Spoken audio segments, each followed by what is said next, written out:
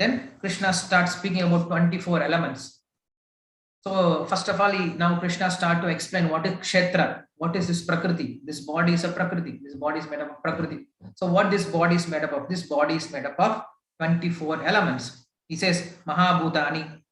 Mahabhutani Hankara Buddhi Rabhyaktamevacha Indriyani Dasaikam Cha Panchendriya Gocharaha Icha Dve Sukha Dukkam Sangadas Chetan Dhritaha Etak Kshetram Samasena Savikaram Udahritam.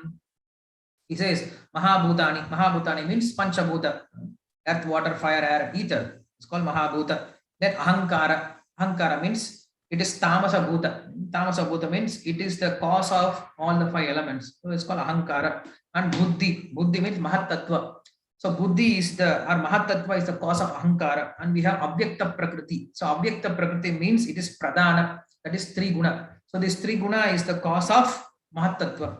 You can see that Ahankara, first of all, Ahankara, it is the cause of these 5 elements, Panchabhuta. First of all, we have Ahankara. From Ahankara, we have Panchabhuta. So then, then we have Buddhi, that is Mahatattva. So Mahatattva is the cause of Ahankara. Then Ahankara, then Mahatattva. How Mahatattva comes? Mahatattva comes from Abhyakta, that is Pradhana. That is 3 modes of material nature. So from 3 modes, we have Mahatattva. From Mahatattva, we have Ahankara. From Ahankara, we have Panchabhutas and Indriyas. The Indriyas are coming from Ahankara only. So Indriyas are 10 Indriyas. We have 5 Karmendriyas and 5 Jnanendriyas. Ahankara, from Ahankara's Rajoguna. Ahankara with Rajoguna develops this 10 senses. That is 5 knowledge acquiring senses and 5 action oriented senses.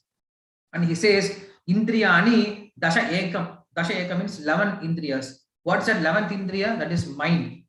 So mind is a product of Ahankara in Sattvaguna. So 10 senses are product of Ahankara in Rajoguna, and mind is the Ahankara's Sattvaguna product is mind. So Indriya Gocharaha. What is Indriya Gochara? Indriya Gochara means they are Shabda Sparisha Rupa Rasa Gandha. So they are called Indriya Gochara. Means the thing which Indriyas observe. We have all the Indriyas. We have eyes, but if there is no Rupa, then what eyes can see? We have ears. If there is no Shabda, what ears can observe? So like this, we have senses and we need sense objects. So that is called Shabda, Sparisha, Rupa, Rasa, Gandha. So these are the sense objects. So they are called Indriya Gocharaha, and they are the qualities of gross elements. They are subtle in nature, and they are between somewhere Ahankara and gross elements. So this 24 elements is called Kshetra. And then he starts speaking about the condition of mind, the characteristics of mind. Mind has Icha, Dvesha, Sukha, Dukkha, and much more can be said. So mind has so many different combinations, so many different expression or bhavas. This is the characteristic of mind. So this 24 elements is the main ingredient for everything in this world we see.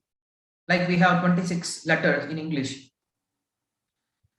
You have 26 letters. So with these 26 letters, you make word, then you make sentence, then you make paragraph, then you make a page, then you make a chapter, then you make a different cantos, then you make a book.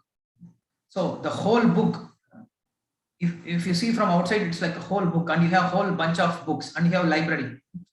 So everything is just coming from 26 letters. Similarly, in this whole world, you can see so many different varieties of body just coming out of 24 elements. So this is how the Vedas, they bring us to the higher understanding that there is nothing else than 24 elements in this.